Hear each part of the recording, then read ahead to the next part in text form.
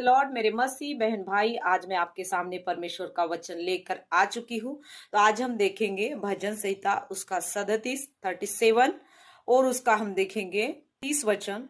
तो यहाँ पर परमेश्वर का वचन कहता है, धर्मी अपने मुंह से बुद्धि की बातें करता, धर्मी अपने मुंह से बुद्धि की बातें करता और न्याय का वचन कहता है, और न्याय का वचन कहता है।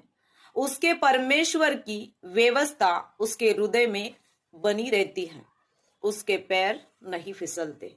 यहां पर परमेश्वर का वचन साफ साफ कहता है कि जो धर्मी लोग हैं उनके हृदय में परमेश्वर की व्यवस्था रहती है और उनके पैर नहीं फिसलते। मेरे बहन भाई, मैं आपको बताना चाहती हूँ, अगर फिसल रहे हैं तो मैं आपको बताना चाहती हूँ कि परमेश्वर की व्यवस्था आपके हृदय में नहीं है, इसलिए आपके पैर फिसल रहे हैं। फिसलना मतलब क्या है? आपका कोई भी काम नहीं हो रहा है, आपका विरोध हो रहा है, आप हर समय हर घड़ी खुद को एक यशस्वी नहीं समझ सक रहे, क्योंकि परमेश्वर का वचन कहता है कि परमेश्वर की व्यवस्था उसके हृदय में बनी रहती है। अगर हमारे हृदय में परमेश्वर की व्यवस्था नहीं है, इसका मतलब हम फिसल रहे हैं। अगर हमारे जीवन में हम परमेश्वर की आराधना नहीं कर रहे हैं, परमेश्वर की उपस्थिति में नहीं बैठ रहे हैं, परमेश्वर को अपना समय नहीं दे रहे हैं, परमेश्वर को हम सबसे पहला स्थान नहीं दे रहे हमारे जीवन में, तो आपका पैर जरूर फिसलेगा।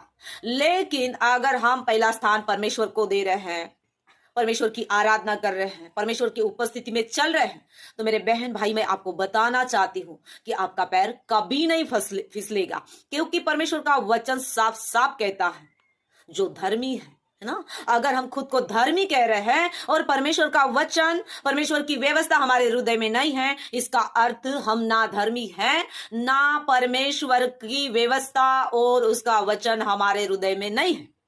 आप कितना भी अच्छा दिखाने का प्रयत्न करो, कितना भी अच्छा, लेकिन परमेश्वर का वचन कहता है, यदि तू धर्मी है तो तेरे हृदय में मेरी व्यवस्था और मेरे वचन रहेंगे।